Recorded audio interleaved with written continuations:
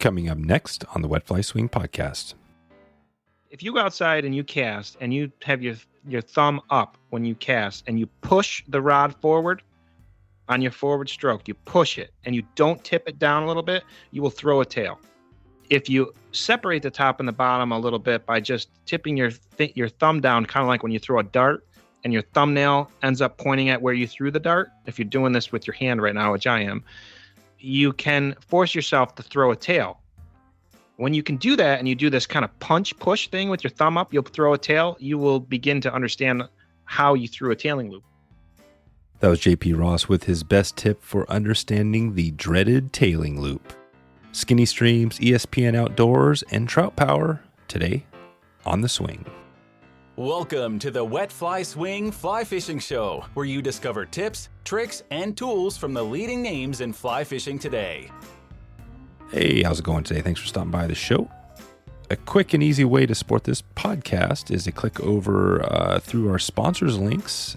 Go over there, give them a shout out, let them know you found them through this podcast. And if you get a chance and find a product you like, go ahead and check it out. Click that buy button. We would appreciate all that support. This episode is sponsored by Reyr Gear, not only making telescoping fly rods, but rethinking the whole fly fishing kit as we know it. This rod is a blend of traditional and tenkara styles to make a super highly packable rod that fits literally in your pocket. I have this thing going everywhere with me. It's in my backpack. It's always there. Throwing it down, you sometimes forget about it, but when you need it, you can break it out and fold that thing out in a matter of seconds, and you're good to go. We're also sponsored by Angler's Coffee, roasting a full range of coffees with one goal in mind, delivering excellent coffee to every single angler. You can head over to wetflyswing.com/anglers right now to support anglers and this podcast. That's Anglers, ANGLERS. JP Ross is here to share his fishing story of creating a 30-year-old fly rod company and some of the great mentors he's had along the way. We hear about one of those mentors, Burkheimer, who early on helped him connect and roll some of his blanks. We find out what his favorite length is for small streams. It is definitely on the small side, and we dig into that today. And we also find out about his podcasts he created in the seam. Give a holler if you have time today. So without further ado, here we go. JP from jprossflyrods.com. How's it going, JP? It's going great, Dave. How are you? Good. Thanks for putting this together today. Sometimes probably like you have a podcast going, you've got a business going. You're probably a pretty busy guy, and sometimes I wonder, exactly where these episodes start from. But I think I realized as I was getting into it that Mark Usyk is a friend of yours, right? Yes, very close friend of mine. We've been together since first grade Catholic school. Oh, wow. So there you go. So I didn't know, and I knew I've been hearing about you out there. You've been popping around, but I'm sure Mark has mentioned you along the way because I know he's been supporting what we have going here, for a while. And, so I think that's probably the connection we have, but you've got some good stuff going here. So I want to talk about your fly rods. Of course, the podcast is exciting that you have that going, in the Seam podcast. And then, but starts off, before we jump into a little, we're also going to dig into some on small stream fishing, but bring us right back quickly to how you got into fly fishing. And we'll take it into the rods. I got into fly fishing when I was probably around 12 years old or so. And it's an interesting story. I went to my mother's work. She managed a doctor's office, and Dr. Lombardo was one of her clients that she managed. She did like office administration and ran the business essentially for a bunch of doctors. And anyway, he always asked, hey, are you doing any fishing? And I told him that I was saving my money to buy this Fenwick spinning rod. And he was like, spinning rod, and he's like, you need to learn to fly fish. And I was like, I don't know, I was 12 years old, and I was like, I don't know what that stuff's all about. And so he literally canceled an appointment that afternoon, took me outside to his old Suburban. It was the old Chevy platform where they were like the kind of like the mini school bus type, Oh yeah. That's so awesome. And it was dark blue and white stripe. I remember that. And he had like the bus doors on the back, and he opened it up and he taught me how to fly cast in the parking lot. Nice. And I in turn did get a Fenwick Eagle fly rod. It was my first fly rod. And I would walk to the local creek, and I'd walk to the Dunham Public Library, and I got all kinds of books, read as much as I could. And then by the time I got to 16, it was like I was fishing. And when I was in high school, I was already doodling logos for the fly rod company and fly shop. I mean, I was like, I knew I was going to do it. So, yeah. That's right. Wow. So that is a cool story. I love that. The doctor. And I just talked to one of our listeners this week who is also a doctor. I kind of occasionally try to pick the brain of some of our listeners when I can. And yeah, it's pretty cool, right? I mean, you've got all these people around here that typically there's one person that you hear that gets you going on it. And so the rod. So how'd you talk about that a little bit? So you already know you're doodling in high school. I mean, what did that translate? What was that like going from that period into now where you are? Well, so in high school, I had an auto detailing business. So I was like, kind of like cut my teeth into entrepreneurship, like young. So a lot of people are afraid to leap to do a business, and I wasn't that afraid to do it. I just needed some funding to do it. And I saved a lot of money. Actually, I saved up tens of thousands of dollars in order to have the first fly shop, which was called Trout Outfitter. It was on the third floor of a old textile mill that got refurbished into offices. And as soon as I got into the fly shop, of course, the reps start showing up. So the Thomas & Thomas rep shows up, and the Sage rep shows up. And I remember that, I was like, oh my God, like these are like $300 entry level fly rods, and I'm like, first of all, I got to buy these at wholesale. Secondly, I don't know if anyone's really going to buy these. So I always wanted to make my own, never really did it. And just carved out a spot in the shop and started making JP Ross fly rods. And the whole idea was I was making a rod that was $100 retail with a case. And I could make more margin doing that than buying, I guess, the entry level stuff from the big guys. And what ended up happening was, I learned a lesson in business too, which is, your customer relationships and standing up for your product and being there for your customers. So many people wanted another one. They got the basic one, and then they would say, I want another one. I want a nicer one. So I said, okay, I'll make another one. I'll make a nicer version. And it grew. And then the stigma of having a quote unquote rod company is, are they your blanks? So eventually it got to the point where I teamed up with at the time I teamed up with Kerry Burkheimer, and he was like the first guy that took me serious, and we made and designed some rods together.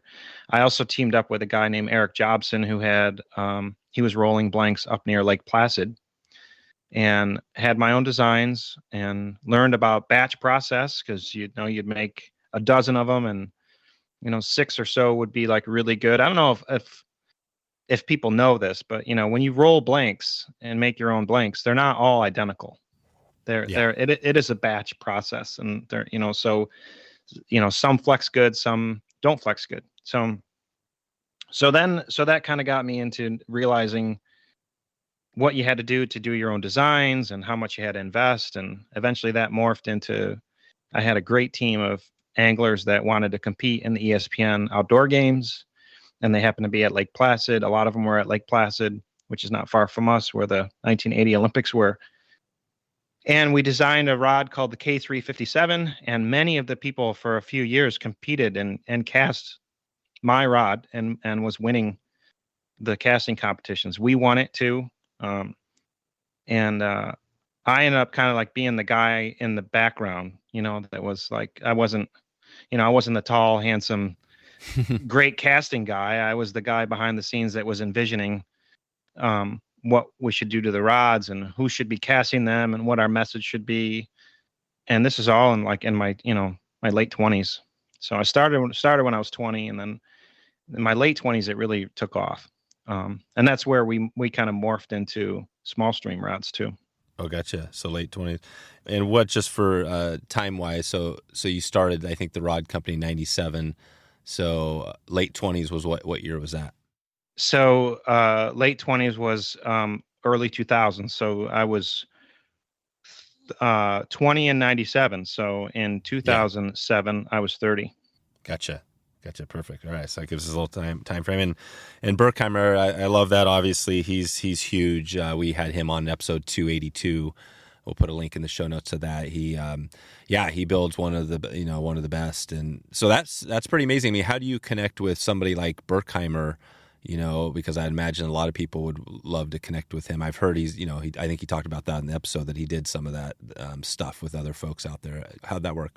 Yeah, I don't think Kerry does it anymore. I think he focuses pretty much on his own stuff, which is great. But it's a small niche community, and there weren't, at the time, there really weren't like a lot of people that were rolling graphite. And even then, I will tell you, like, it was I saw the transition of stuff from Asia. When I started, that wasn't the case. In the late 90s, everything was still pretty much like OEM was made by the original manufacturer, and it was made where their headquarters was. So then we went through this transition of people that are an American company, but they're getting components from Asia. And then that kind of like, now recently with COVID and everything, that's kind of like changed. You have to deal with supply chain stuff and everything. Yeah. So Kerry was just through networking, and it was a small group. So, and he just really there were a lot of people in my history that were, older, seasoned craftsmen, business people that took me seriously. And I was this kind of young guy. There were a lot of people that wanted to see me fail too, because the market, the industry any industry is like that, right? You got sincere people that really are doing it for one reason, and then there's always a group of people that really are just protective, kind of crotchety, right, snotty, want you to fail. It seems to me like I don't know. I think I don't even know, but it seems like that's the minority. I know we had another rod builder on, Oyster Bamboo, and he talked about how he created this school to teach people how to do it, and everybody was like trying to hide their secrets in the bamboo, but he was like, you know what, I'm just going to share it with everybody, and that actually helped his business. Sure. I feel like the people that are kind of holding it tight, I don't know, it just seems like, again, I always compare it to what we do in the podcasting. I feel like the more podcasts, fly fishing podcasts out there, the better we will be, right? I think it raises everybody. But yeah, I hear what you're saying. So along the way, you ran into a few people that were kind of like, hoping you weren't successful around 30 years later. That's not necessarily the fly fishing industry. That's capitalism. Yeah. When you start to grow and you start to be considered possibly a threat to whoever is your nearest competition, you're going to find out really quick, what the behavior is of that competitor. And it doesn't matter if you're a baker, you're a craft brewery, whatever it is. Suddenly, the craft brewer gets a label and decides, they're going to start selling to like the local grocery market. And then the big brewery's like, who's this guy? Yeah. Do they want to team up with him? Do they want to put him out of business? That's just capitalism. Yeah. So you got to be, and to your point about like all the podcasts and stuff like that, I will say that, today's day and age of doing business, there's a lot of saturation of stuff. So, trying to be able to be seen and heard and have an interesting message, a unique message, is a challenge. It's not as easy maybe as it was back in the late 90s when there weren't as many players. Now there's a lot of players. So it's challenging. You got to really be deliberate about what your vision is and how you're going to execute that vision. You have to be agile so that you can learn from, I don't want to say failures, because I hate the word failure, because failure, in my opinion, is giving up. There's just lessons that you learn when things don't go to plan, and you just pivot. Yeah. So That's right. Yeah. Pivot, being good at, I like failure. I like that word because I think it, I think it's good. I think there's quotes out there, right? Those that fail most are the ones that win, stuff like that, because you get good at it because you're going to, out of the things like whether you're talking about marketing or business, 80% of the things you try are not going to work out, but it's those 20% that do work, and then you double down on those. No, this is great, man. Well, I feel like we could chat again, like we said at the start. I could talk to you about business for like an hour easily, but let's keep it on track here because you mentioned a couple things. Yeah. And so the Burkheimer is interesting to me, because he's such a big player, and it makes sense now, why you're still in the game. Obviously, having some of those influences early. So now where you're at now, so you've been how many years has the rod company been going? 25. Strong? 25. And then you started that fly shop. Now, is that still rolling as well? No, I got I don't know if you can swear on here, but I got the, go for it. Yeah, well, I got the shit kicked out of me in 2006, which was when, I don't even know if you know who Gander Mountain is, but there was a local Gander Mountain came to town. They opened up their big box store.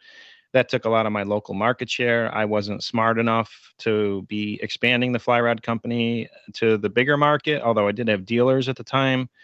And it just took too much top line revenue too quickly. And I regret now that I didn't dig my heels in. I kind of like, I was kind of a baby. Like, I kind of like was, poor me, and went into doing some corporate work. And, I regret that. I should have, well, whatever. I'm not going to shit on myself. Yeah. That's what happened. So I closed the fly shop, kept the rod company, scaled down. And then I did do what I am doing now, which is I pivoted and sold, and now I sell direct. I have one dealer, really. I have one dealer, which is Andrew O'Neill in Laramie, Wyoming, the company called Free Flow. And Andrew's from here, local. I've made a couple documentary films with Andrew. He started this archery fly shop in Laramie, and you can buy my rods at his shop. Otherwise, everything's direct. And the reason for that is because it's not because of the margins. It's because of my purpose of why I exist as a company. And my purpose is to interact with people and try to be to have an effect in their life, to get outside and enjoy the outdoors, and that the fly rod is just a tool, right? A fly rod, an archery bow, hiking boots, a canoe, they're just tools that haunt you to be used. And I'm trying to make this tool that is haunting my customers, which hope to be friends, go outside. That's great. What is that? I'm thinking now the river runs through it quote, right? It was, you started your company right about the river runs through it. Haunted. I'm haunted by waters. Yeah.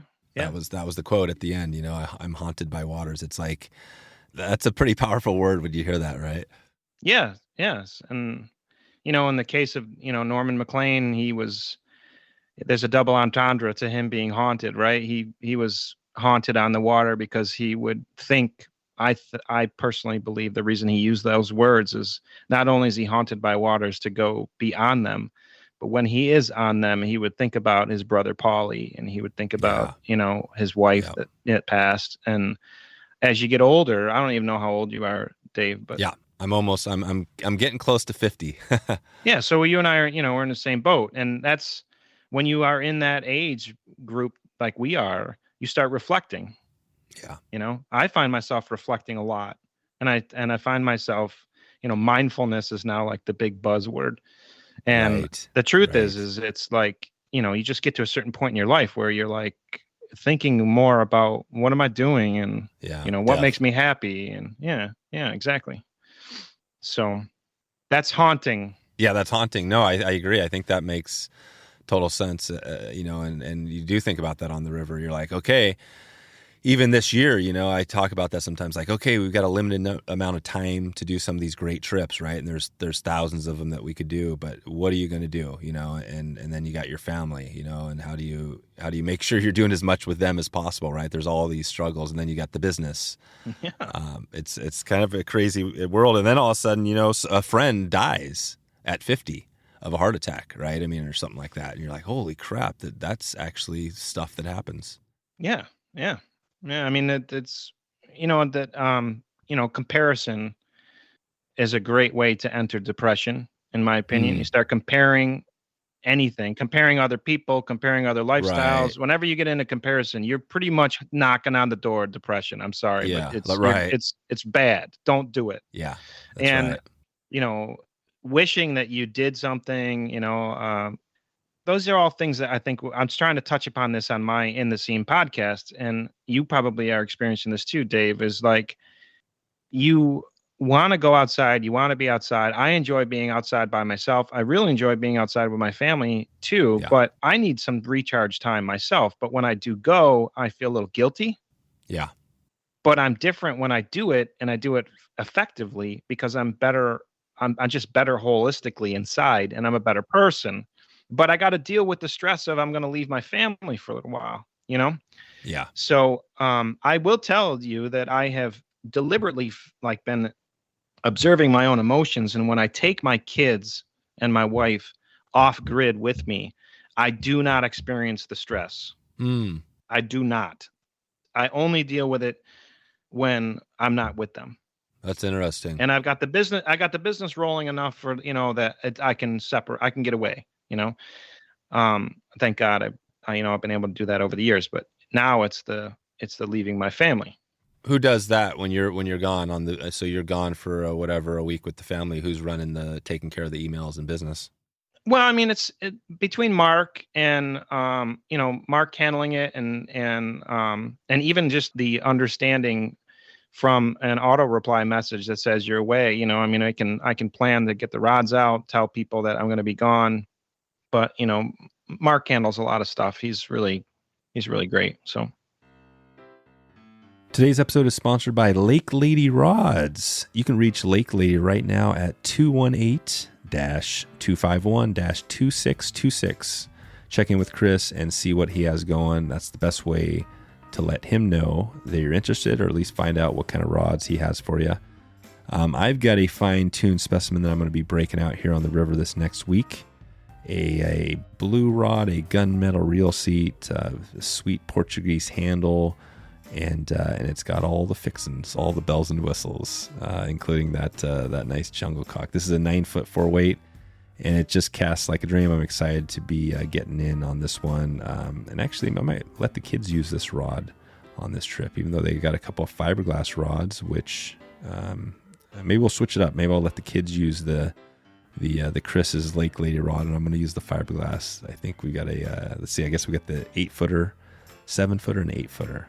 So I'm going to do that. I'm going to break out the old fiberglass this trip.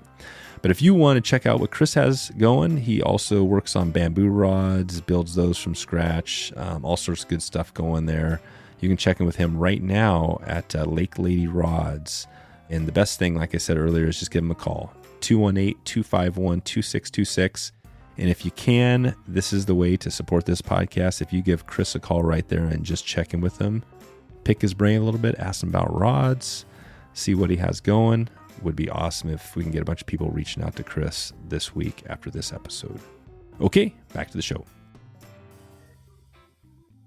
Let's dig into it. We still got this small streams topic we want to dig into, so I don't want to miss that. But I do this all the time. I go on a podcast and we end up talking more about life, and that's great though. See, that's just you. You know what I mean? That's we didn't plan this at all, but that's the way you are. You kind of, that probably resonates with you.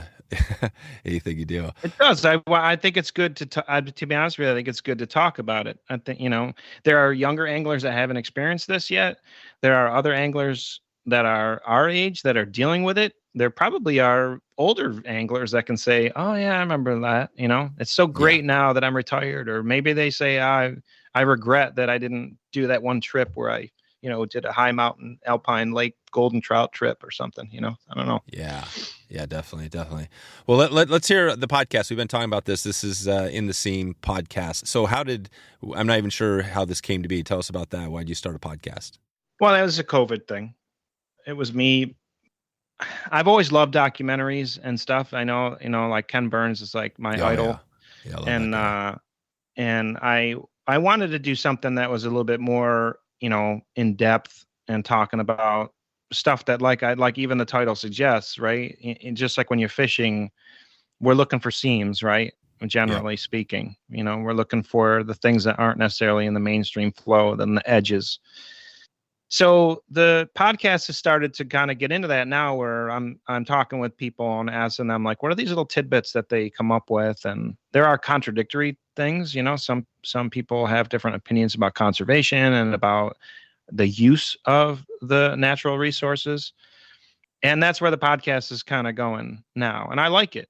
I like that it's not, there's plenty of podcasts to talk about places to fish. Yeah. And I don't want to do that. Yeah. Yeah, no, I love that.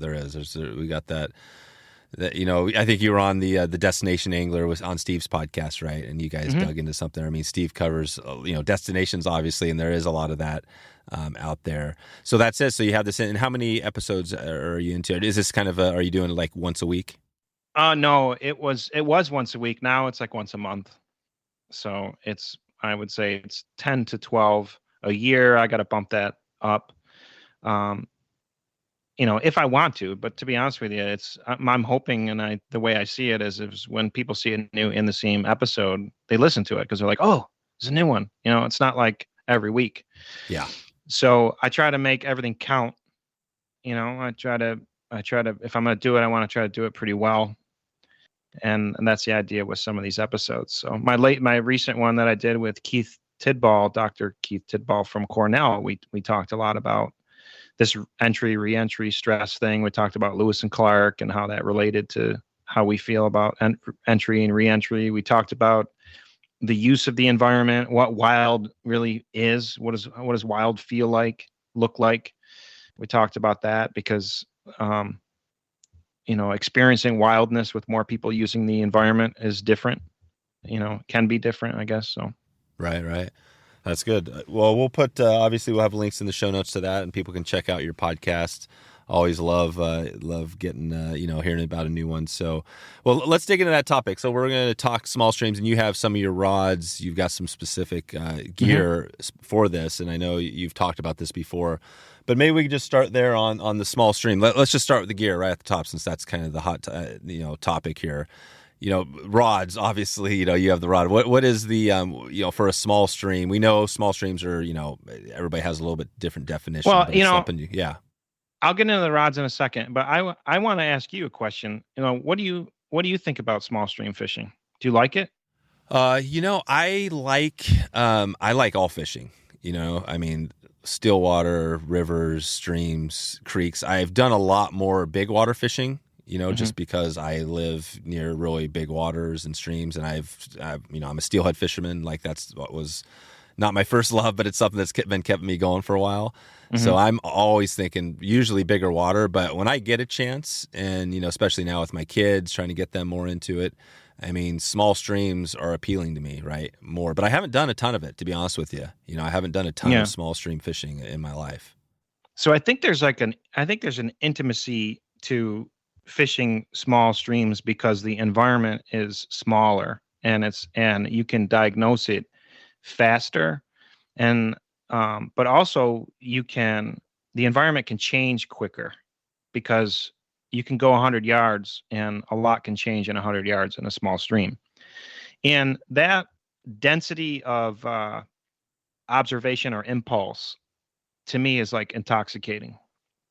I really love that. And I find that I think more and more people really like that. And the reward from seeing a pocket or seeing a seam or just even a little bit more depth, and you're like, there should be a fish there. And then you plop a fly there and there's a fish there. That's fun. Yeah. Yeah. And I think that's why, a lot of people that I talk to that are like more in the business are like, you really should branch out more into like saltwater and carp and warm water and double-handed rods and all this stuff. And I'm like, well, remember what I said a second ago, Dave, if I want to do something, I want to do something really well. Right. Yeah. There's a lot of rods that are being sold every day, and there are a lot of small short rods that are being sold every day. I'd rather capitalize and take that market share than try to reinvent it. Although I have rods that I've made, as I told you, I have history of making really good distance casting rods that won a lot of competitions and stuff. So we have a rod called the Coherence and the Coherence Plus, and they're great casting rods. The Peacemaker is a 10.5-foot 4-weight that also has an interchangeable piece, so you can turn it into an 8-foot 3-weight. So it's actually 5 pieces in the tube. That's a great rod. But in the small stream lineup, they go from the Rock Hopper, which is a 5-footer and a 3-weight, and that's a carbon rod. And I have a Muir named after John Muir. That's an E-glass 7-foot 3-weight 5-piece. So that packs down to like 19.5 inches. It's a great pack rod. We have the Beaver Meadow carbon and the Beaver Meadow S-glass. And the Beaver Meadow carbons, they start at 6.5-foot 2 3-weight, so you can kind of like upline that rod and it doesn't mind. And really, I like it better with a 3 actually, but some people like them crisper and they go with a 2. And then the Beaver Meadow S glass is 6.5-foot 2-weight, 6.5 3-weight, 7.5 3-weight, 7.5 4-weight, and 8-foot 5-weight, which I believe we are now going to rename the Toad, and that is really going to be kind of like a bassy kind of bigger. Bigger game kind of fly rod. And I've got some really cool graphics that we've made. Mark and I both. Do you remember Frog and Toad? Remember those books, the Frog and Toad Adventures? No, I don't. I was just thinking about. No, I have to check that out. So I'll send you. When Mark and I were growing up, we loved those books, and we had the little record player thing that you'd listen to. Oh, nice. Oh yeah, totally. I saw something on Jeff Kimball too. Art, you got that going on out there? Yes, Jeff. So Jeff Kimball, I can't forget Jeff. Yeah. So Jeff's an amazing artist. He's doing paintings on the blanks. He's an artist and taxidermist. And he's doing trout art painted right on the blanks. Yeah, it's awesome. Amazing. Yeah, that's amazing. Really cool.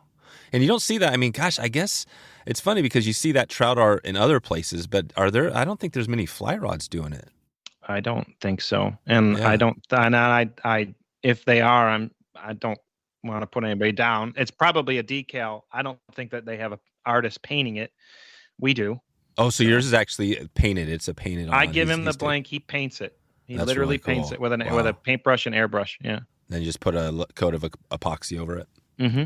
Yeah. Yeah, it looks a lot. So you got a mix. Of, I mean, really, but when you think of the people coming to you to get a rod, they are fishing. They're getting some for small streams. Yeah, and they tend to have a quiver. That's a cool, great thing too. Is when you start to build a relationship with these customers, our rods are affordable. The Beaver Meadow Adams, for example, is $349, made here. I make most of them myself. So it's not hard for someone to get that one. And then they're like, oh, I'm going to get the Muir next. And then I'm going to get, a Peacemaker. Yeah. Who's rolling the blanks for you guys now? Well, I don't disclose that, but I can tell you it is in the Pacific Northwest, and our suppliers are all in North America. Yeah. So all my checks get cashed in the USA, except our cork comes from Canada. Cork makers in Canada. But Burkheimer was he's not. No, at the start. Not. Gotcha. No, that's cool. That is awesome to hear. It's all basically US North America gear. Yeah. Okay, so we got that. So we got the gear, the rods. So talk about that stream. So first, I guess let's go to the line. So you're talking pretty light stuff, 2-weight. Is this all small stream fishing? Is this all pretty much floating line? Yeah, I would say it is. The Peacemaker and the Coherence are the longer rods. They can get into kind of like intermediate and sink tips and stuff. But I would say if a lot of people are fishing sink tips on small streams, I'd like to hear about it. Yeah. I think they're mostly using floating. So yeah, they might be doing some Euro stuff or something like that. Yeah, right. You guys, and we had a recent episode where we had somebody talking about the Euro stuff on small streams as well. Mm-hmm. But you guys don't do any of the Euro nymph, the big longer. The Peacemaker is the only Euro nymphing rod that you could use. It's to the 10.5 4-weight. Oh right, yeah, that is 4-weight. Yeah, I love that. Peacemaker is off of, obviously. Is that the Clint Eastwood? Wasn't that a Clint Eastwood movie, Peacemaker? So it's actually it's a spinoff of Back to the Future. Oh. And we have an image of Marty McFly holding the Peacemaker gun in one hand and the Peacemaker fly rod in the other, and he's wearing his Clint Eastwood that's awesome outfit. If you remember that.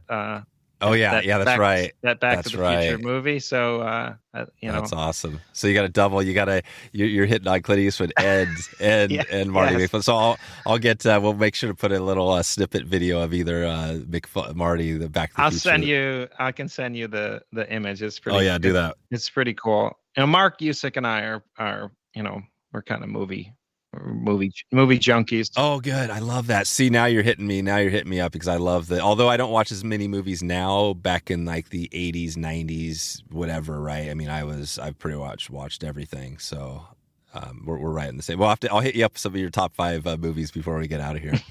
Okay. I'm sure they're all going to be like Blues Brothers, Smokey and the Bandit type of stuff. Anyways. Oh, yeah. Yeah, that's great. All right, well, let's keep on the gear. Just so again, we're going to do a little bit of this. So we got the rod, we got the the line doesn't not critical there, and then reel obviously same thing. Get something that's balanced. What else should we be thinking about? Somebody again. Well, first let's start before we dig into the general. Where are you located now, and what's kind of your home area for small streams? So I'm in upstate New York. So if you're familiar with New York State, there's like the Long Island, New York City kind of downstate portion. I'm upstate, so I'm smack dab between Syracuse and Albany, and I'm about 30 minutes from the Adirondack Park. Oh, right, that's it. So I'm in hill country. Yeah, I got a lot of rivers. Really pretty place to live. Yeah, you're in a sweet spot, and you got plenty of small streams and lots of. Is that? I mean, are you when you get out fishing, do you have kind of one spot? You're like, okay, this is my little spot for the day, or are you always changing it up? You gravitate towards your honey holes kind of thing, but I do like to row boats and paddle, and I just got a couple water masters and started kind of using those on some rivers that you would not want to do in a canoe, little 2, class 1, class 2 stuff. So that's kind of like been my latest thing, is trying to find those rivers. And I got 2 water masters, so my wife can go with me or Mark can go with me. And, so I do like small stream fishing. I'll do that. I love to paddle. Things change as the seasons change, right? So in the spring, it's like brook trout, and then that kind of converts over to the bigger water and, brown trout and hitting the hatches and stuff, maybe go down the Delaware, maybe do some pond fishing for big brook trout. And then water gets warmer, switch over to smallmouth. Love smallmouth bass fishing, largemouth bass fishing, carp. Even fall fish. I started to try to target fall fish. They're like, I don't even know if you know what they are, but they're like they're like a big minnow. And they get to be like 20 inches long. They're almost like a shad or a herring. Oh, gotcha. And they're viewed as like a trash fish. And I'm like, there are a lot of people in the United States that don't have a trout fishery, but they still have these small little mill creeks and stuff. And why can't they go catching other species of fish? So I've done that, rock bass and fall fish and stuff like that.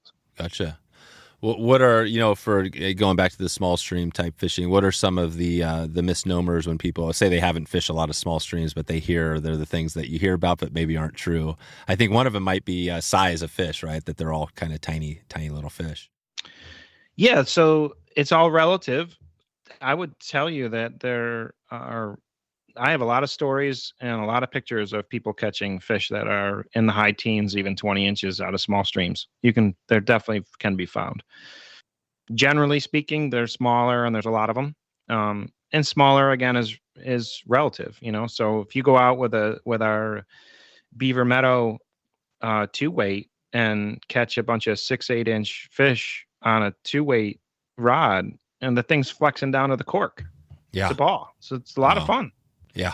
Then you get a 10-incher and you're like, holy shit, like, oh, I got to get a picture of this guy, and that's awesome, Yeah. So and again, it's more about like how you feel, how does it make you feel? It's not necessarily the fish is the end goal. It's going outside and having a good time. Yeah. And how you feel about doing that. So. And probably not seeing maybe as many people in some of these areas. Is it easy to kind of get away from them? That's very true. I think I sold more fly rods over the pandemic. Well, I know I had record years, but generally people were like, I want to go to small streams because I want to get away from people. And that's true. You know, you hike into some of these places and blue line, as they call it, or bushwhack, and you're not going to see anybody. You're not going to see trash. You're not going to see footprints. It's pretty fun. Really fun. Yeah.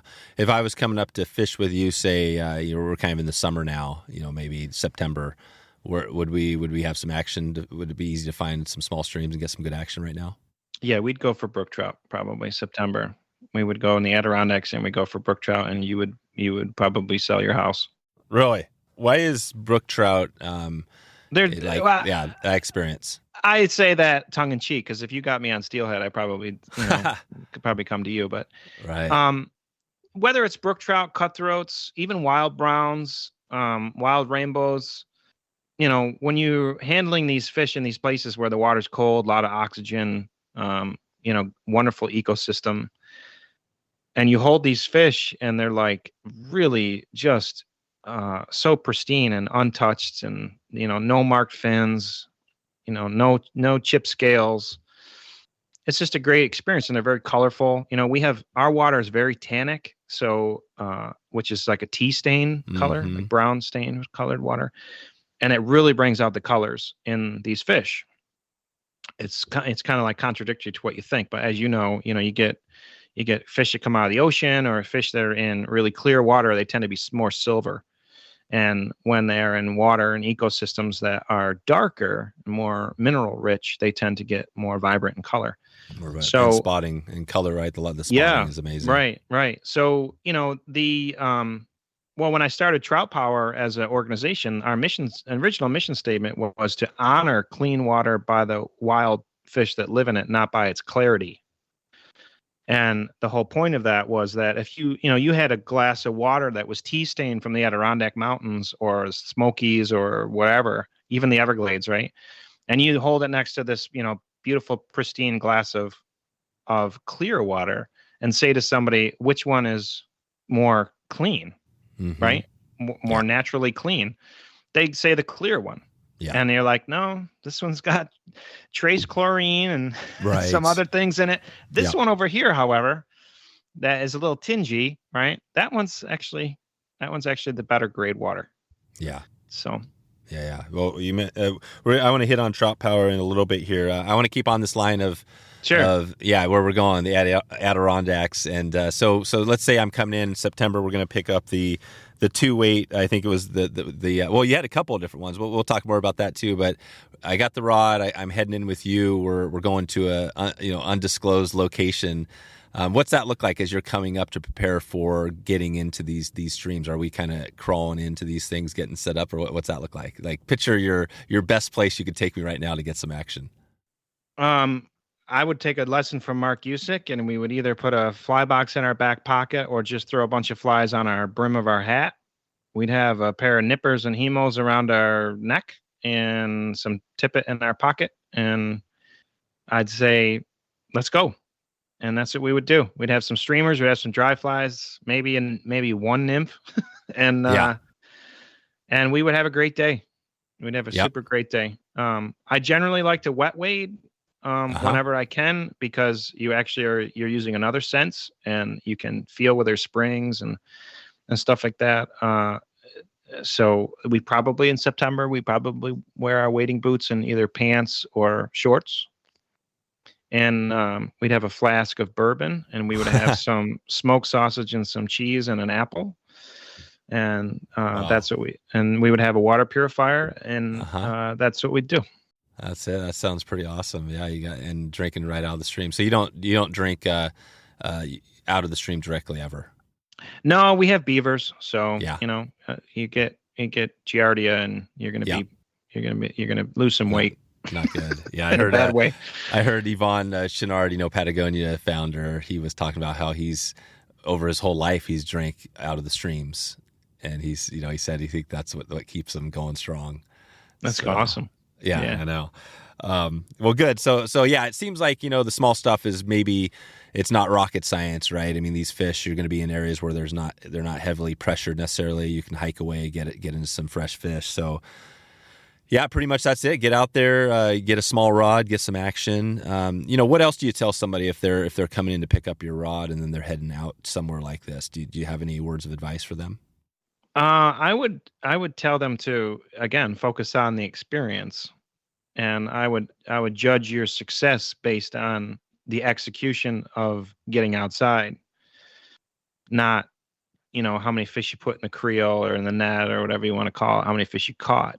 I would say that's how you should judge your success. So if you want to push yourself hard and you want to really go way in, then believe in yourself and do that. And if it's you just want to like not go to the office and get outside and fish, then just accomplish that goal. That's what I would tell them. I wouldn't get into tips and tactics and all that stuff. That's great. I love that. Love that. Perfect.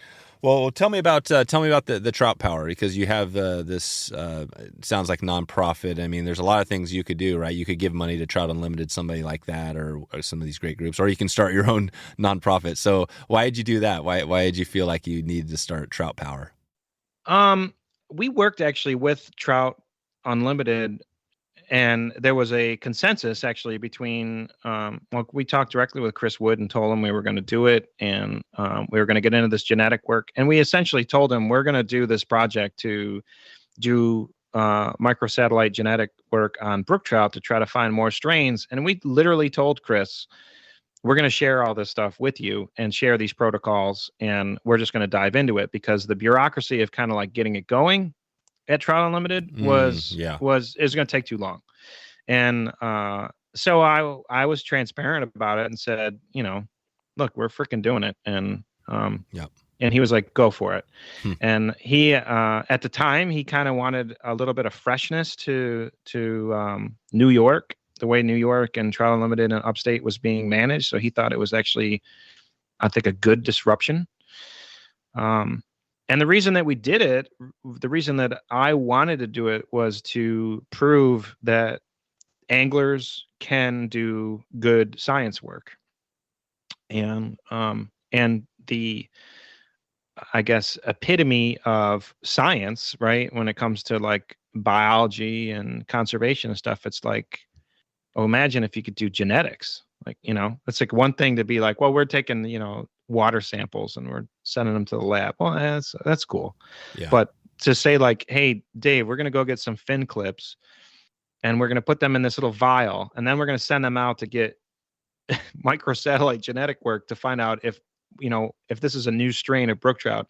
You're like, it's like, whoa, I am so into this, and that's what we found. It was very easy to get followers and get people excited about it because it was challenging, it was new, and the reward, the reward that people got from doing this was very great. Yeah, they really enjoyed it. How do you do it with? I'm picturing some sort of event or volunteer training. I mean, how does that look? How do you get people out there doing this? Yeah, so that's a good question. So we would have these adventure weekends, and they would be up in the Adirondacks. They would be multiple nights, so it would be a lot of fun, to do it. And we would teach the protocols. Would be the first thing we would teach the protocols on how to handle the utensils the proper way and not have cross-contamination, how you'd keep track of your stuff. And then you'd be assigned a mission. So you'd have like 20 people at an event, and then they would be broken up into missions. So let's say you, Dave, I'd say you, Dave, you, Mark Usyk, you two have the option to take this mission to go way up this stream as far as you can. We believe there's a waterfall there. Try to go above that waterfall and get Brook Trout up there and get fin clips. Let's find out if the strain above the waterfall is different than the strain below. And that would be your mission. And you would try to catch enough fish and get enough fin clips so that statistically your data would be sound. Because just one or two clips isn't necessarily enough. Or if you only got one or two clips, we ran the genetics on that and it looked like it was different, then we would have a bigger mission and go, okay, we need to get like 30 some odd clips here so that so our data is statistically sound. and everyone would be all in on that. So it was adventure weekends with mission-based focus, and we would just bite at it. You eat a whale one bite at a time, right? So every mission mattered. Everyone knew what they were doing. We would get the data back. It would all get mapped out. And now the big dilemma is, what do you do with the data? Because initially New York State recognized, only a handful of brook trout strains. The science community knew we were going to find more. Now the collective database is like well over 80 strains of individual brook trout strains that we found in New York. And by strains, clarify that, because you've got brook trout, which are a species. How is a strain different from this brook trout species?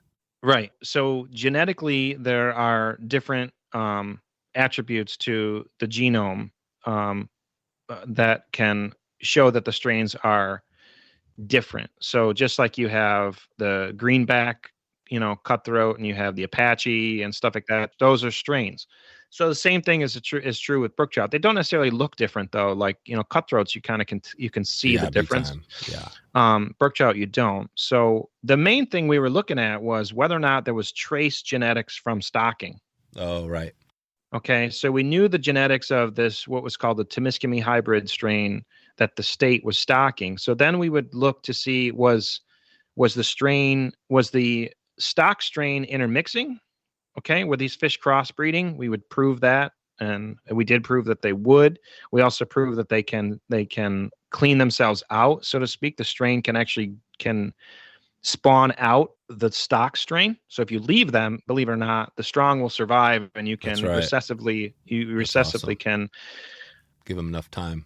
Right, give it enough time that they kind of the strain cleans itself up. So all of these things were hypotheses, and then good science is you have a hypothesis, then you prove it right or wrong. Yep. And so now I'm on this kick of, actually, I'm not the president of Trout Power anymore, but I kind of advise them.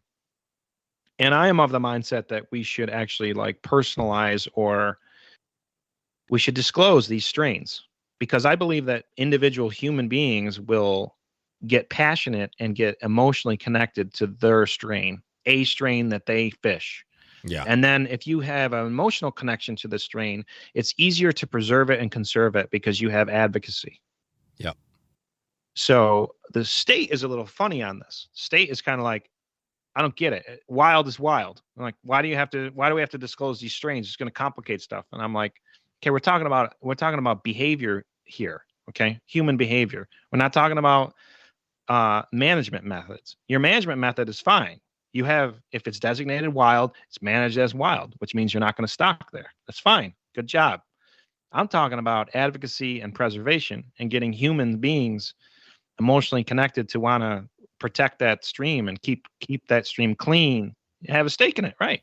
Yeah. And I think that naming it, stupid as it sounds, Yeah. And it's like, if you have a pet, and the kids bring home some kitty cat, Totally. right? And then they name it, and you're like, shit, right? Well, especially if you name, give these. Here's the way you do it with the human. Let them name it. Then it's, right. They'll call it their own name. Absolutely right. Yes, it's a good point. Today's episode is sponsored by Jackson Hole Fly Company. They've been designing and manufacturing fly fishing equipment and flies since 1978 in their home base in Wyoming. In 2020, they launched jhflyco.com and started selling gear directly online to anglers all over the country. You can go ahead and right now check out their huge selection of rods, reels, fly lines, tools, accessory. And right now, if you go to jhflyco.com/swing, you can get 25% off your first order. Just like Amazon, they'll ship everything directly to your door, saving you time and money. But unlike Amazon, you'll be supporting a great fly shop and this podcast by simply grabbing a few products, maybe just a couple of flies. Check it out. There you go. Get free shipping right now. All orders over $50 and get that 25% off your first order. jhflyco.com/swing. Okay, back to the show. So basically, yeah, you're doing some work here that's showing there's more, essentially subspecies of these brook trout than people thought. Like you thought, brook trout are wild, brook trouts are wild, brook trout, but you're saying there's 80 different kind of strains or subspecies of these brook trout, which maybe look the same, but so that's the interesting thing, because like you said with cutthroat, they all look a little bit different, right? I mean, and the rainbows too. There's different wild strains of rainbows. But I wonder on the brook trout, why? So it's just genetics. There's no other differentiating. Well, I'm gonna slightly let the cat out of the bag because what Trout Power now is doing is we're investing in genome analysis. Oh, right. So no one's done that. Yeah. And I will keep you tuned on that, but it's going to be pretty cool. There you go. That's awesome. And where does the funding for Trout Power, like if somebody's listening now and they're really interested in this, maybe they're in your area, they want to help support this, how do they get involved? They go to troutpower.org and they can give a donation that way. We're working on a thing right now where you actually can like buy a fin clip. So it costs anywhere from like $50 to $100 to do an analysis of a fin clip. Mm-hmm. So you can buy a clip. We're working on that right now, but it's all private. So we get a little bit of grant money, but not enough that it's, it's mostly private. It's mostly people that are just, giving funds. And it's kind of morbid, but kind of nice, I guess. I don't know. But we have had a number of people that have passed on and have left money to us. There you go.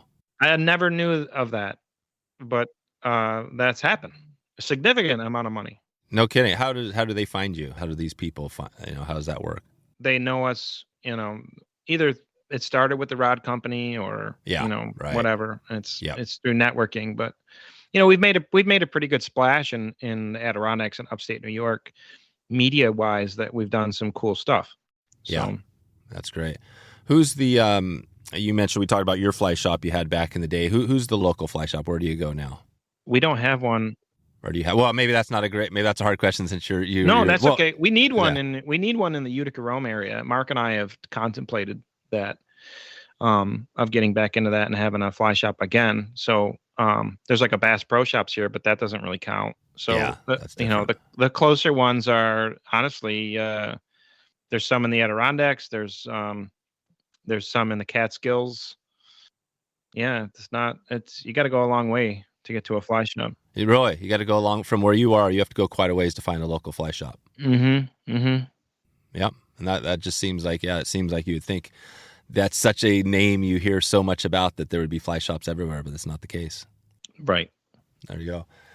Right on. Well, this has been a fun chat. I've got a few more. I think we got a few random ones I've got for you if you're ready to take this out of here in a bit. You ready for that? Shoot. So we've got our own series of events we're doing, and we've got this challenge we're doing, the Top Flight Challenge. This is kind of a fun thing that I'll put a link in the show notes. We're kind of giving away a local guided trip, and basically to enter, you just have people go to wetflyswing.com/topfly, enter their favorite fly, and they're entered to win this trip. We're giving away some flies as well. But so we didn't talk flies yet, and I know you're probably going to say this is not critical, but so you got your little box, like you said with Mark, you're going out to this small stream. What are the two flies you're going to have? If you can only pick one or two flies, what are they? Number one would be a Muddler minnow, small Muddler minnow. How small? 12. And I might clip that and turn that into something else. And my second fly would be a fly called the Usual. And it's a fly that was invented by Fran Betters on the Au Sable. Fran is passed. So are you familiar with this fly? No, but I'm familiar with the name. Yeah, so he made the fly entirely out of snowshoe rabbit's foot. Mm. So it floats like a cork. You can trim it down and turn it into an emerger. It's easy to tie. So those would be my two flies. That's it. And what would Mark say if he had say one? What do you think he'd say? It would be a streamer. He has this one streamer that he ties, and it is very effective. And it might rival the Muddler, I would say. So if I had to add a third one, it would be a streamer tied by Mark Usyk. Okay. They're skimpy. They're skimpy. There's just a skimpy good streamer. Yeah, that's awesome. And smaller streamers, not gigantic streamers. Right. Relatively, yeah. All right, and we talked tips before we dig into tips, but give me a couple. Again, I'm coming up there. I'm going to be going out on my own into some tiny stream. What are the two tips you give me to make sure I have a successful day?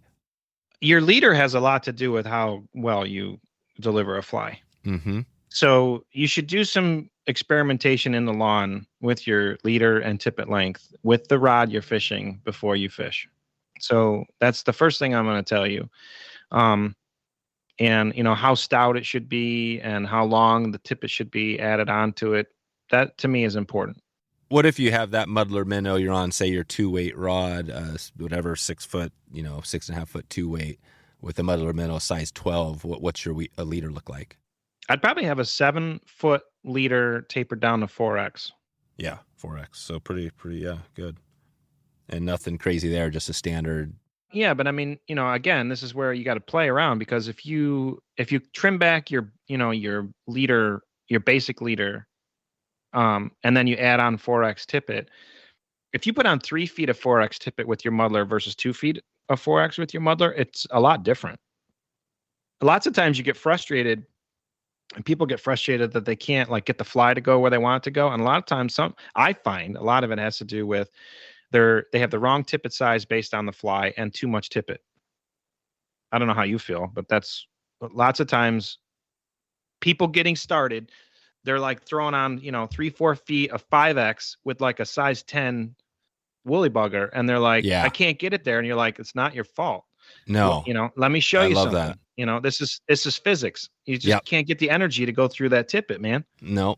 And this question came up in our, I had an email that came out. We had a recent episode, I think it was last week, Hal Janssen, we were talking about stillwater, and he was talking about how he fishes a 2-weight almost exclusively fiberglass rods, for everything, including he's caught he was even saying 15, 20 pound fish on a 2-weight. So it's this extreme thing. But I had a question from one of the listeners reached out to me and said, so how is he doing this? How is he turning over a big fly with a 2-weight rod? And so I sent the message to Hal to ask him, and he basically said he doesn't really turn the fly over. He just keeps with a long open loop, right? And that's how he does. Does that make sense to you? I mean, that's kind of was his take. Yeah. Yeah. It was. I mean, it's everything really can be explained with physics. Honestly, everything from woodworking. What if you failed physics or you got a D? What if you're really bad? Could you still understand this stuff? Well, I mean, so there's basic principles, right? So it's it's all about transmission of energy with fly casting and a fly rod. And all you're doing is you're taking this lever, and it has potential energy in those fibers. Okay. When you flex it, okay, that's where you get that potential energy. And then that turns into kinetic energy when the energy comes out of the rod and throws the fly line. Okay. So there's a whole bunch of things that go through this to fly cast. And it really just comes down to the physics and all of these other factors of how, your arc and how fast you go and how fast you stop. And do you cushion it? Do you dampen it? All this other horse shit. Okay. The point is you just got to know that you are creating energy, and you're trying to get the energy into the line and the line to the fly. So if you start observing these things by experimenting out in the lawn or casting a certain way and understanding what you can do casting wise to make the fly turn over and get the energy to get to the fly, and that's all you're thinking about is, am I getting the energy all the way to the end of the leader to the tippet? You will cast better. Okay. You have to, I mean, I know it's feel and stuff, and I get it. And it is, it feels good when you cast because the energy transmission was efficient. Right. Okay. So yep. Does that make sense? Oh yeah. That's efficiency. And so that's the thing. So if you're casting a tight loop with some setup and you're feeling it when your rod sets up and it's a great cast, you're like, oh, that felt good. Or like you're saying, you cast with an open loop, maybe your leader's a little bit light and you got a big fly on, but if you could keep that open loop, you can still get your timing quite right, or however you do it, where you can still get the energy efficiently transferred, even with a big overweight, overweighted fly. Right. I mean, you can cast your loops. You can be so efficient and your loop can be so tight that your top and bottom loop collapse on itself and you get a tailing loop. Oh, right. There you go. So you can go in science and engineering, you call it boundary condition, right? So you can get to the boundary condition of open loop that's so open that it doesn't even have a loop and it doesn't cast that well, to the tightest loop where the top and the bottom are so tight, so close that they actually are not working that well. And they're getting caught on each other, right? That's amazing. So if you can do that and you can understand what it takes to do both of those things, then you can find all of these variations in the middle to do what you want it to do. That's crazy. Who I can't remember, you might have said this at the start, but I mean, you had the doctor, taking us full circle, the doctor that taught you how to fly cast. But, how did you get up to a level? I mean, have you done, worked with people that have got you to another level, or have you just kind of taught yourself over the years? Yeah, I mean, when I had the fly shop, there was this guy, Bob Lewis, and he was a local teacher, great fly caster. He taught me and us at the shop a lot. So I would say the first person I ever worked with that was awesome and knew how to cast really well was Bob Lewis. After that, Steve Bouchard, who has he has a rod company now too. Oh my God. So I met Steve when he was a pitcher at Lemoyne. So pitchers have this awesome muscle memory. Okay. So Steve was a great pitcher, great caster, because he could do stuff identically very easily. So enter me trying to make this rod. I give it to Steve. Steve's like a robot. So I can watch him cast it, and he's casting it identically. And I can see how I want to change the taper, what I want to do. It was very symbiotic, very synergistic relationship. And then of course, my technical brain is thinking about the physics side of things. And so I learned more and more, and anybody can do this by learning how to not cast well, trying to find these boundary conditions of casting short and doing things so that you can tell the rod what to do and it does it, even though it's not something that is good at casting, but you're doing it because you can tell the rod to do it. When you can purposefully cast a tailing loop and then turn it off because you know how to do it, that's really, really good for learning. Right. That's amazing. See, and that's probably not the problem. A lot of, including me, that have that. I mean, usually it's like, well, you're doing a tailing loop and you're like, oh man, now what am I doing wrong? Like, why is that thing tailing on me? And I think you kind of said a little bit of it, right? Like literally your loop is too tight almost. Yeah. So I could tell you right now, if you go outside and you cast and you have your thumb up when you cast and you push the rod forward on your forward stroke, you push it and you don't tip it down a little bit, you will throw a tail.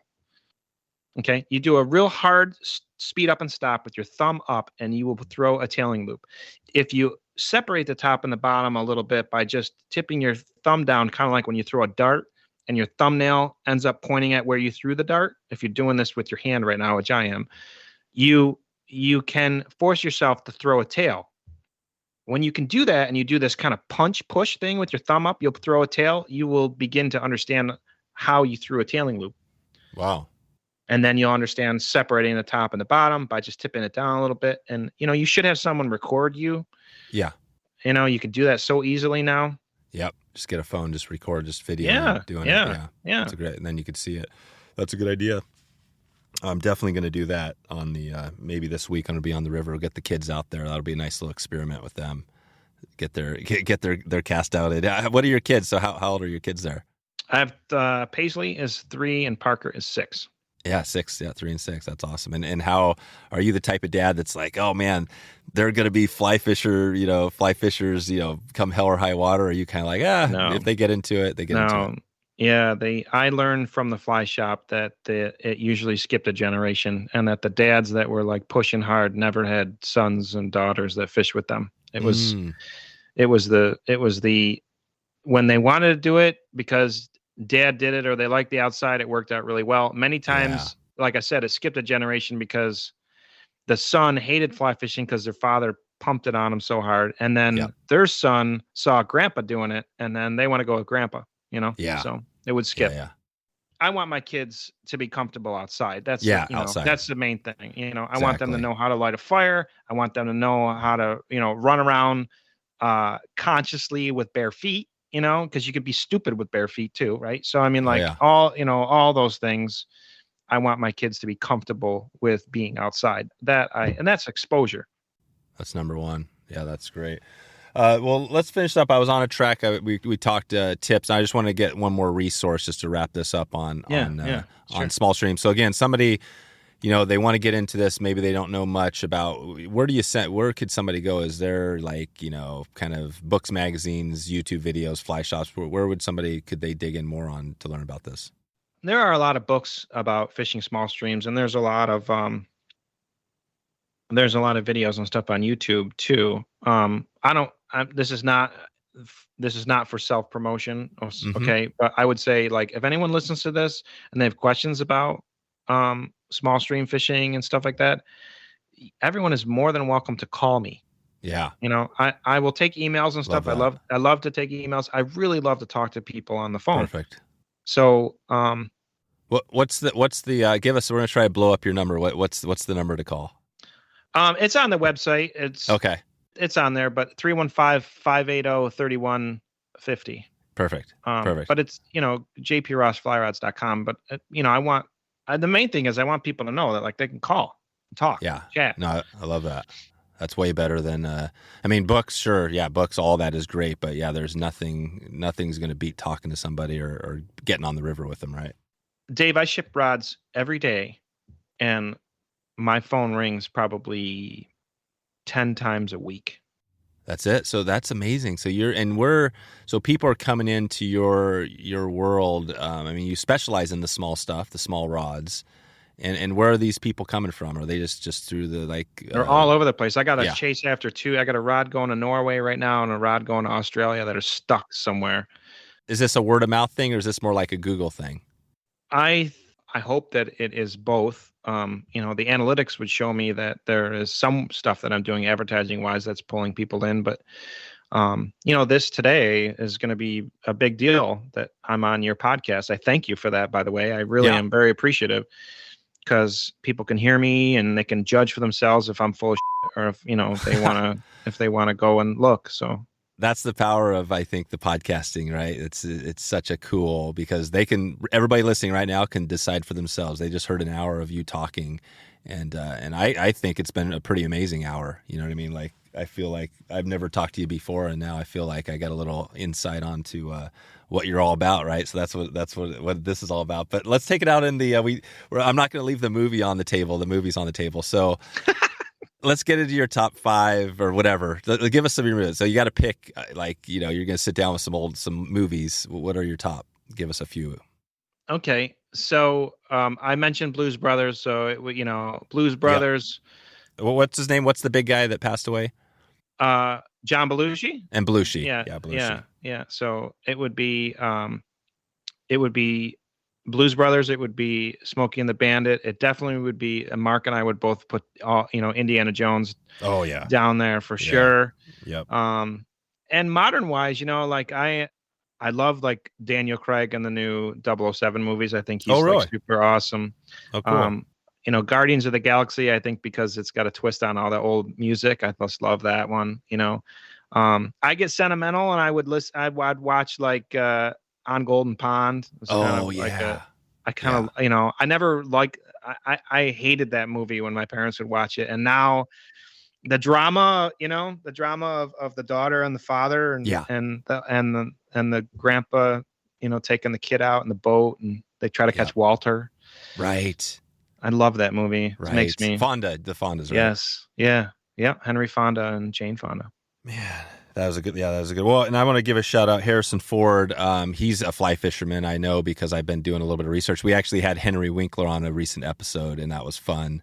That's awesome. So we got a few. We're working on the celebrity. So Harrison's on my list, and Indiana Jones, of course, is one of my favorites as well. So all right, so we got some movies for you here. We'll throw some stuff in the show notes, and I also want to check on your podcast. Since you're a podcaster, this might be a hard one for you, but not your top 3 or 5 favorite podcasts, but what's in your deck right now? If you open up your podcast app, what were the last 5 you listened to?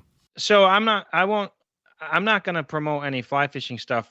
No, because I don't listen to it as much, but This American Life is what I model after. So, Ira Glass is the way I'm trying to do the In the Scene podcast now, really basing it off of This American Life and the style and the quality of that podcast. I think it's awesome. Mm-hmm. So that one's like by far at the top of my list. There are a lot of ones. What else have you listened to recently? What are a couple other ones you've listened to recently? I have been listening to a lot of audiobooks.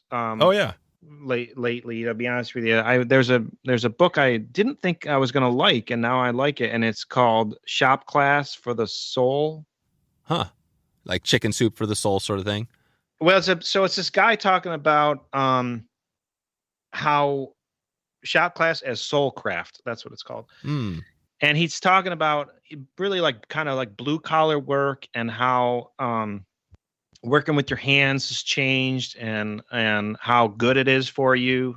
And the guy really is a philosophy major, and it's a super great book. And I mean, I don't know, I can look at my podcast stuff. I've been listening to you. Mm-hmm. I've been listening to Meat Eater a little bit, Uh-huh. but it's kind of fallen out of love with that one. I'll be honest with you. Yeah, the Meat Eater. Yeah, Rennell. They're huge, but it's just too much chatty stuff. Like yeah, I'm gonna listen to stuff. Like that's why I find myself doing some audiobooks lately a little bit more, because like I want to get like good conversation content. You know. I know. And I know. How do you feel? How do you feel today? We're wrapping this thing up. How do you feel about our conversation today? I hope it's good. I think it's good because, you know, we're talking a little bit more in depth about stuff. And I think that if you're going to listen to something for over an hour, then the density of thought in regards to the topic, you got to get a little bit like dirty about it. Like you really got to get kind of down to the meat. Yeah. And keeping it at face value, like, you know, what's your, you know, where do you like to fish and what are some of your techniques? Like you can engage somebody for maybe 10, 15 minutes on that. Yeah. But when you start talking about like, you know, like we started to talk about reflecting on death. Yeah. Where do we start this? We start talking about reflecting on our own lives. Oh, that's right. And the stress of going outside and thinking about, you know, people that have died maybe and the haunted by water stuff. Yeah, the haunted. That's, to me, that's maybe what a certain segment of people are going to want to listen to.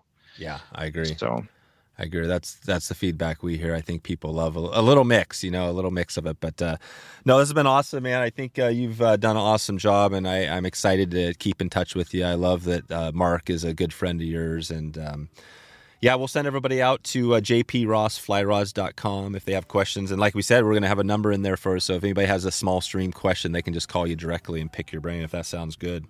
That sounds absolutely great. We can talk offline if there's any kind of promotion stuff you want to do. You know, lots of times I'll offer like sticker packs and discount codes and stuff. Cool. It's your call. It's your podcast. We can talk yeah. about it. I often at work, I talk about discussion versus decision. So we'll have a discussion and you can decide, Dave. Awesome. All right. We'll put something. I'll just give a shout out. We'll put something good together. So we'll have people, they can check it out and they'll give a little incentive to give you a ring. And cool, JP. Well, thanks again for all your time and looking forward to keeping in touch with you.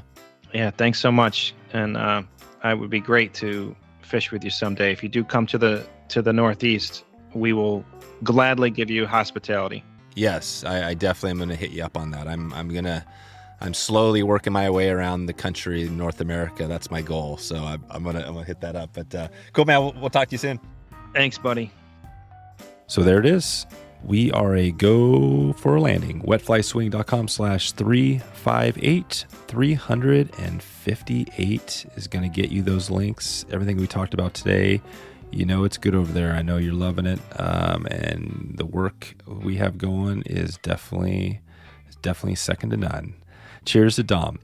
We are coming down and breaking through the Earth's atmosphere. Everything right now feels harder than those training days, but in a cool way. The power feels crazy good. Can't wait to land back on planet Earth. What's your travel story feel like? What do you have coming? Reach out to me and let me know. Dave@wetflyswing.com. I'd love to hear where you're heading this summer, this fall, winter, spring. I want to hear what you have on tap. I would love to connect with you if you get a chance. Dave@wetflyswing.com. We are going to be not only landing here, but we're going to be getting prepared for the next excursion, the next trip. We got a big one coming here. And it's going to be coming big time over to the Midwest. We're going to be doing a steelhead school. That's the big news coming up here. So check that out if you get a chance. You can ping me anytime, and I'll give you some information on that if you want to connect with me. I'm going to be fishing with Jeff Liskay. Jeff and I and the crew, we're going to have a great crew. We're going to be upping our spay game. If you ever wanted to up your spay game, have a good time, and have a chance at getting some steelhead action, Jeff explains it into a recent podcast he had, so this is going to be awesome. Can't wait to check it out. Hope to see you maybe at the school on the water. If not, check in with me online. And I hope you are having a good afternoon, a good evening, or good morning, wherever you are in the world. Thanks for stopping in today. Thanks for listening to the Wet Fly Swing Fly Fishing Show. For notes and links from this episode, visit wetflyswing.com.